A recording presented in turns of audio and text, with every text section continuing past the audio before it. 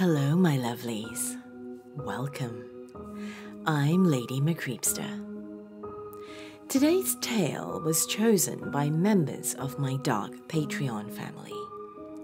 If you'd like to become a member too, a link to my Patreon page is in the video description below. As part of my family, you'll get discounts on my dungeon essentials, or as some of you call them, merchandise, and the chance to vote for some of the stories I narrate, amongst other goodies. To find out more, a link to my Patreon page is in the video description below. Now, for today's tale. I'm sure many of you lovelies are familiar with the subreddit NoSleep. Today's tale comes from Redditor Backwoods Club, who has only just realized that he's had a tale to share with NoSleep for years. So come now, lean in closer, and we'll begin.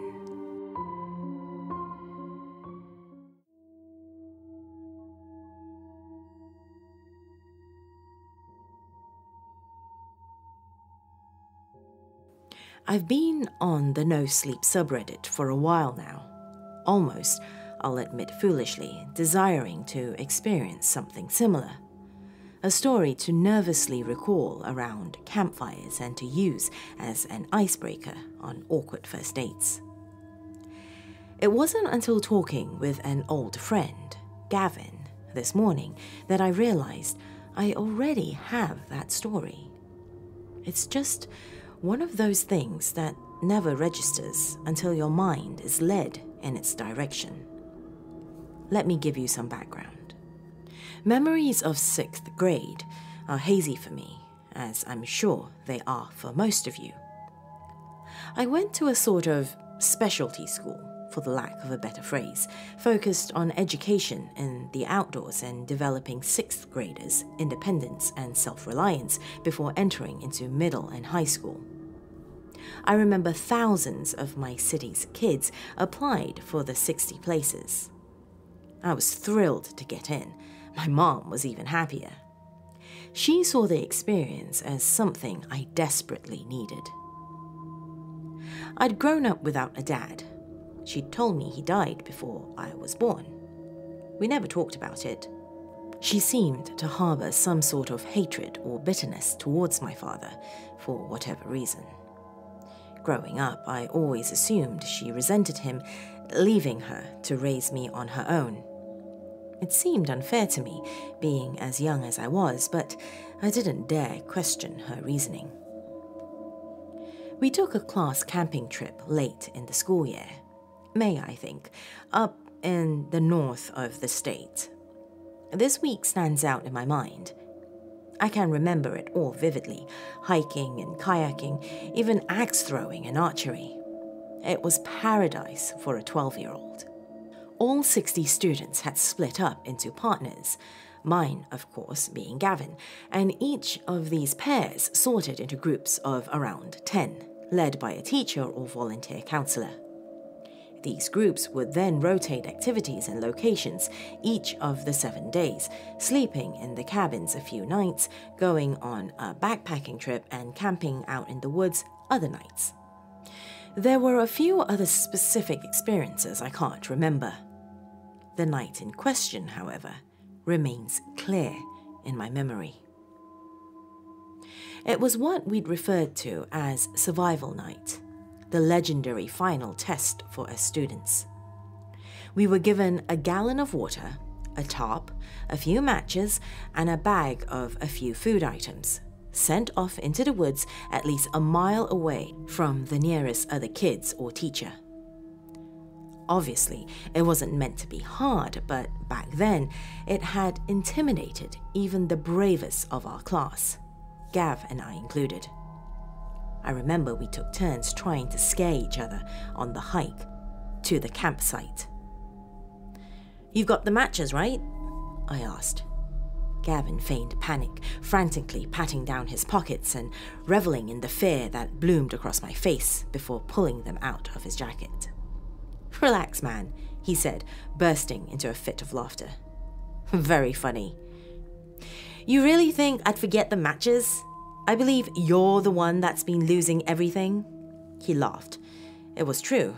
So far, I'd managed to lose 4 or 5 articles of clothing, my journal, and my schedule of what days we'd be doing what. I was almost scared to go home and tell my mom about the clothes. So, what's the worst case scenario? What do you think? What? What do you think's the worst thing that could happen to us tonight? Ghosts? Maybe a bear? Ghost bears? Ghosts, definitely, I smiled. You're seriously comparing the two? Well, a bear would just kill you. Sure, it'd hurt, but after that, it'd be over, I said, cutting him off. Ghosts? Well, that's a different story. They'd kill you and haunt you after you're dead. Ghosts can't kill people, and what kind of ghost would haunt another ghost? What's the fun in that? I'll tell you what kind of ghost. A vengeful one. I outstretched my arms and hung them over Gavin's head, letting out an ooh and waggling my fingers. Your ghost impression needs work, dude. Before we knew it, we were there. We draped the tarp over a low-hanging branch and gathered together sticks and dead leaves for our fire. We'd already mutually agreed to keep the fire going and stay up through the entire night. That, of course, would take more wood than our 12-year-old minds had planned. We ran out by around 11 p.m. I'll go look around there, Gavin said, shining his flashlight behind him into a grove of aspen trees. You check over there. I stood up, brushing dirt off my jeans, and started towards the area he'd indicated. It wasn't long before I noticed it. A glimpse of bright red as I moved my flashlight. My adolescent curiosity took over and I approached it. It was a backpack, leaning against the trunk of a tall pine, one of those that looked perfect for climbing. I grabbed it without a second thought and examined it in the light. It was old and tattered, with rips in the nylon and missing zippers. Gav, I found something! I yelled over to him, dragging it to the fire. Check this out! He returned with an armful of sticks, letting them fall to the ground and approaching me. What is that, a backpack? That's not yours, is it? No, it was by the tree over there. That's so cool. Should we open it, or... I don't know. Maybe it belongs to... I paused in the middle of the thought. Jack? In one of the rips, I caught a glimpse of something. It was the corner of a leather-bound notebook, but it couldn't be. Jack! Is that my journal? I whispered. What? What do you mean? I ignored his question, ripping the bag open to reveal a gallery of my things. My mind faltered. I felt waves of nausea and disbelief batter me from the inside. Dude, is that your hat? And that's our schedule? I don't remember much of what happened next. We sprinted to our assigned teacher's tent, struggling to explain it all coherently when we arrived. The police were called, teachers and counselors led us out of the woods, and the next morning at breakfast we were informed the trip had been cut short and we were going home that day. I wish the story had a definitive ending, both for my sake and yours. What I can leave you with is my and Gavin's phone conversation from this morning. Does it bother you they never found the guy? That's a scary thought. Whoever he was, he had a hard-on for us specifically. I spoke, letting out a little nervous laughter. What? What are you talking about? I felt my stomach sink. What are you talking about? Don't you think we would have been the first ones to know if they had found him? There was an uncomfortable silence before Gavin spoke again.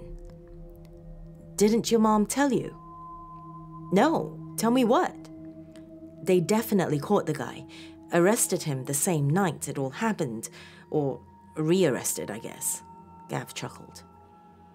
Again, there was a pause in the conversation. You okay, Jack? Rearrested? I managed. Yeah, he was an escaped convict. Can you believe that? Oh, and you haven't even heard the craziest part. The guy had the same fucking last name as you. What a coincidence, huh?